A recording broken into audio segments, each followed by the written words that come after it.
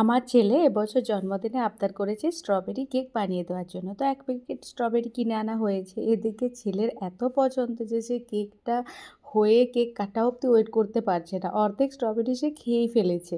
তো বাকি অর্ধেকটা দিয়েই বানাচ্ছি কেক।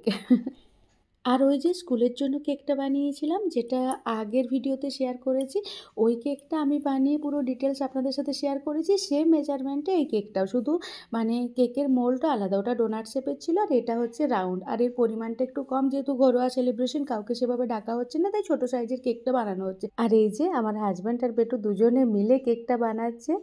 ওদের ভীষণ ইচ্ছে যে ওরা একটা কেক বানাবে। তো সেটাই এখন ভীষণ এক্সাইটেড তারা কেক বানানোর জন্য।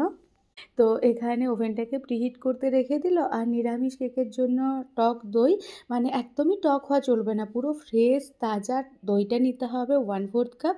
তার সাথে 1/4 কাপ বাটার, আনসল্টেড বাটার নিয়েছি। আর তার সাথে নিতে হবে চিনি স্বাদ বুঝে। আমি এখানে ওই 3/4 কাপ চিনি নিয়েছি। তারপর ভালোভাবে ওটাকে মিক্স করে একটু vanilla essence, baking powder, baking soda, vinegar সব কিছু মিক্স করে ওর মধ্যে শুকনো উপকরণগুলো দিয়েছি। যেহেতু নিরামিষ কেক, তাই শুকনো উপকরণে কিন্তু অবশ্যই গুঁড়ো দুধের ব্যবহার করতে হবে, তাতে টেস্ট বেশি ভালো আসে। তো পুরো ডিটেলসটা আমি ডেসক্রিপশানে দিয়ে দিচ্ছি কেকের। আর এরপর কেকটা মানে ভালোভাবে ফেটিয়ে হাজব্যান্ড রেডি করছে ব্যাটারটা, তো ওটাকেই এরপর ওভেনে বেক করতে রেখে দেবো। জন্মদিন মানে একটা ভীষণ এক্সাইটমেন্ট কাজ করে।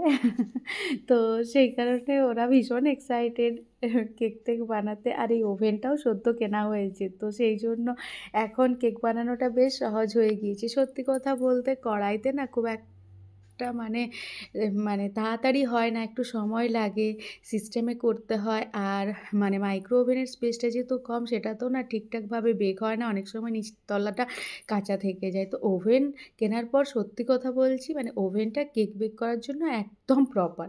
আর নিজের এক্সপেরিয়েন্স থেকেই আর কি এটা বুঝলাম। তো সেই জন্য একটা ওভেন নেওয়া হয়েছিল, যেহেতু আমার কেক বেক করতে ভীষণ ভালো লাগে। তো কেক তো রেডি হয়ে গিয়েছে, এখানে ক্রিমটা রেডি করছি। ছেলে বলে আমিই করব। গতকালই ডিপ ফ্রিজ থেকে নরমাল ফ্রিজে ক্রিমটা এনে রেখেছিলাম, সেটাই নিয়ে তার মধ্যে একটু চিনি আর ওই যে অল্প একটু ফুড কালার, ফুড এসেন্স সব কিছু নিলাম। সব কিছু ডেসক্রিপশনে দিয়ে দেবো।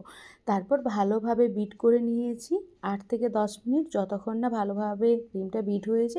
তারপর সেটাকে ফ্রিজে সেট হওয়ার জন্য রাখলাম নরমাল ফ্রিজে। আর এদিকে স্ট্রবেরির ফিলিংসটা বানিয়ে নিচ্ছি। গুঁড়ো চিনি নিচ্ছি বড় চামচে ২-২.৫ চামচ।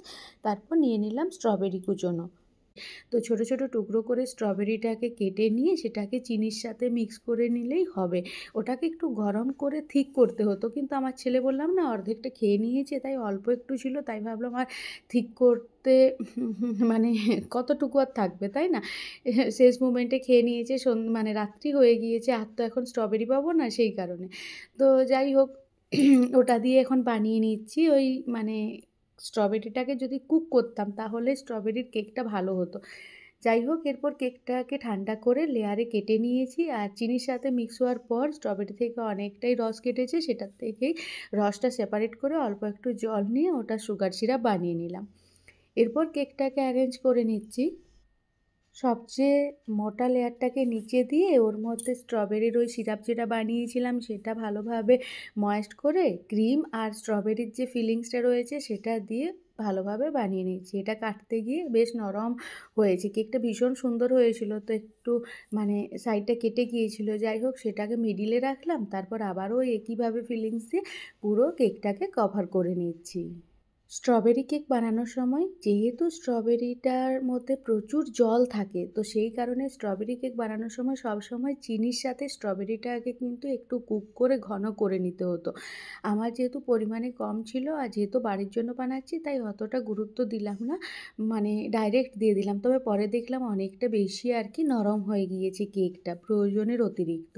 তো সেটা হবে না যদি ওটাকে কুক করে একটু থিক করে নিতাম, মানে রস যদি না কাটতো।